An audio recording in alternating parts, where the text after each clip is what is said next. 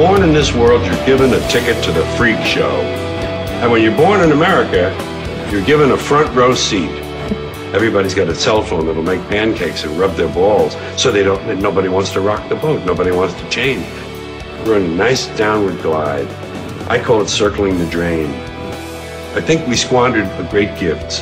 I think humans were given great gifts. We polluted it with this stuff, things, material goods, games, gizmos, toys, gadgets, having possessions. He's got a bigger truck. He says, see his truck? It's bigger than mine. I'm getting a new truck.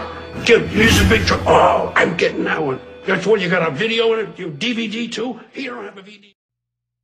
Hi, Eric. Thank you so much for being with us today. My pleasure. My pleasure. Thanks for sliding on. We are here to talk to Eric about Black Friday. It has come early this year. That's right. With the economy the way it is, retailers are doing everything they can to pry dollars out of reluctant customers' hands. So, you know, this is a very important season to retailers. It could be 25 to 40% of their year's total sales. So if they can expand the shopping season by a little bit, by advancing it, anything in this economy helps. Well, I mean, at this point, though, last year people were pinching pennies just as much as this year. So why are we seeing this now? Well, we're seeing it now because it's a way to expand the shopping season and give retailers that many more chances to, you know, sink their hooks into you.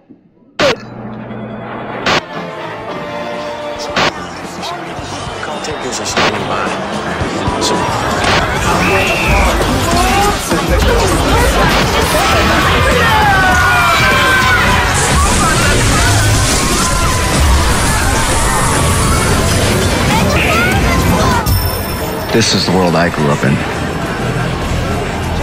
Like many others, I was born with this bright, flashing, shiny promise shoved right in my face. The true happiness was just a credit card swipe away. When I was a kid, the world told me that the coolest kids wore the coolest sneakers. When I got a little older, it convinced me that my success was defined by a college degree and a job with benefits. Today, it reminds me endlessly that I should have another drink and buy a new car.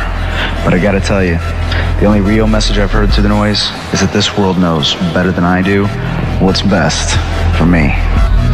It seems to me that most Americans have internalized the propaganda that consumerism pummels and plies them with daily. So we internalize this system. We can't envisage anything different. I mean, a number of people were speaking about, well, why do people break windows and steal consumer goods? I mean, the poor have been pummeled with this propaganda. What do you expect them to do? Go out and loot a good job and good education? Capitalism. Wow! What are you doing here? I think the better question, son, is just what do you think you're doing here? Putting money in my piggy bank. Crippling our nation by stagnating the economy and throwing us into another recession is more like it. Hey, girl, can you say blah, blah?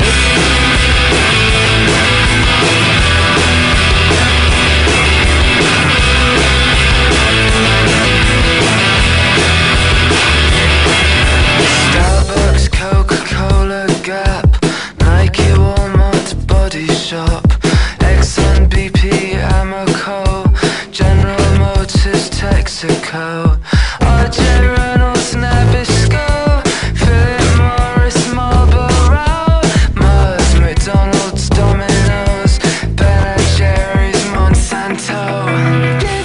Why do we consume to such a crazy level, a level that the research shows over and over is undermining our health, our societal well-being, and the environment?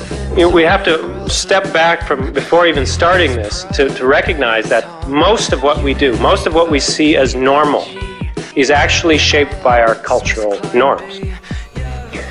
And unfortunately, where we are today is that culture has made consumerism feel normal or natural, right? So that watching 5 hours of television a day as a child, or drinking huge caffeinated beverages at 5 years old, as this picture here suggests, is okay. You know, that we don't even question it anymore.